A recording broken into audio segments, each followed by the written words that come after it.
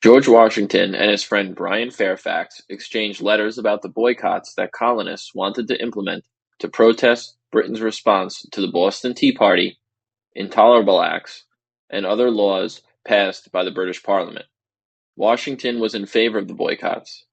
Brian Fairfax, a good friend and neighbor of George Washington's, wrote to Colonel Washington in early July and expressed his opposition to such a measure.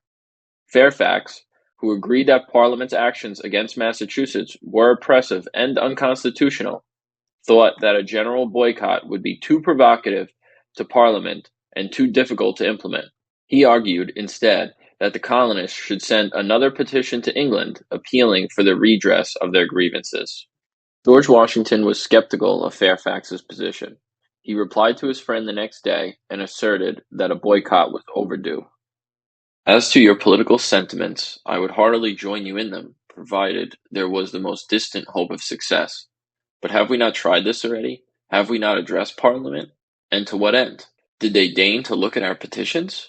Does it not appear as clear as the sun that there is a regular, systematic plan formed to fix the right and practice of taxation upon us?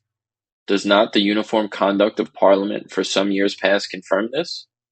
Is there anything to be expected from petitioning after this? Is not the attack upon the liberty and property of the people of Boston plain and self-evident proof of what they are aiming at? Does not the subsequent bills for depriving Massachusetts of its charter convince us that the administration is determined to stick at nothing to carry its point? Ought we not, then, to put our virtue and fortitude to the severest test? With you, I think it is folly to attempt more than we can execute.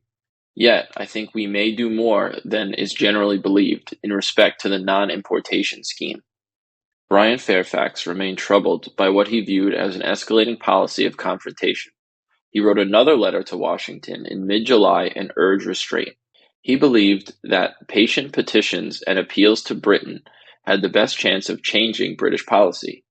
Fairfax wanted to wait for the outcome of yet another petition to Parliament before stronger actions were taken. He told Washington that Americans ought to consider the majority of the English Parliament as acting from honest though erroneous principles. Whatever corruption there may be in the Parliament, whatever unjust designs some men may have, we ought to gain the affections of those who mean well. We should strive to conciliate the affections of England. It is incredible how far a mild behavior contributes to a reconciliation in any dispute between man and man.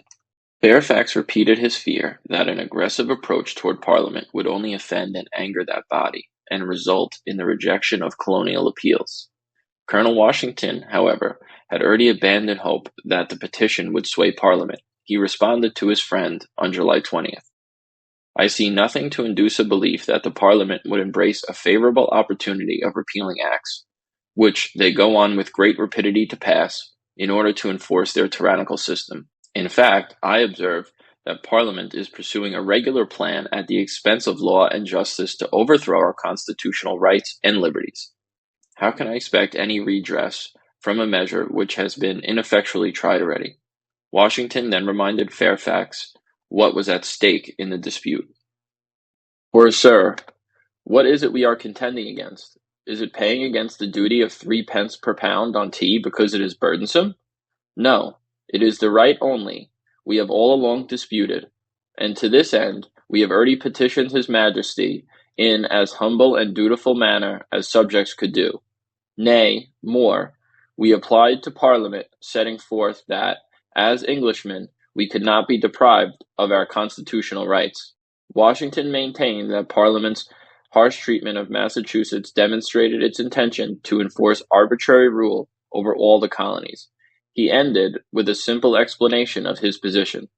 I think the Parliament of Great Britain hath no more right to put their hand into my pocket without my consent than I have to put my hand into yours for money.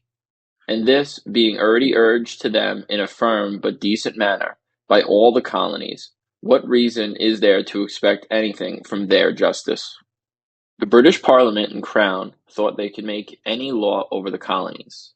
The colonists felt, as British subjects, they were offered the same rights as people from Britain itself. What happens when the British won't back down or compromise? You have to choose. Do we take the path of Fairfax of endless appeals as their rights were slowly taken away? Washington saw that there was no choice. Our rights came from God. No government could take that away. So you appeal, then boycott, then war.